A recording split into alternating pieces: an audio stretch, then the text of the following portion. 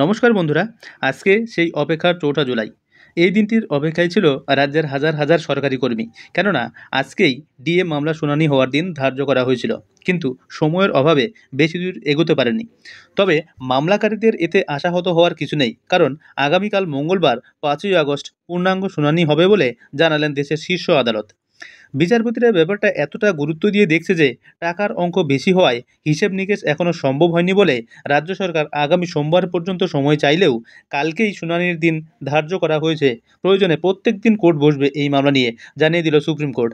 কারণ এই মামলায় বিশাল সংখ্যক সরকারি কর্মীর স্বার্থ জড়িয়ে আছে এবং তারা দীর্ঘদিন ধরে এই ডিএ পাওয়ার জন্য আন্দোলন, মিটিং, মিছিল করে চলেছে, যাতে রাজ্য সরকার তাদের এই ডিএ দিতে বাধ্য থাকে। কিন্তু সুপ্রিম কোর্টের নির্দেশ সত্ত্বেও রাজ্য সরকার এখনও ডিএ হ্যান্ড ওভার করেনি।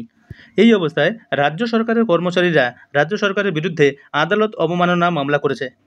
এই কারণে সুপ্রিম কোর্টের বিচারপতিরাও বিষয়টা গুরুত্ব সহকারে দেখছে এবং তারা বলেছে, প্রয়োজনে প্রত্যেক দিন আমরা এই ব্যাপারটা নিয়ে বসবো এবং প্রত্যেক দিন যদি শুনানি হয় সেটাও হতে পারে।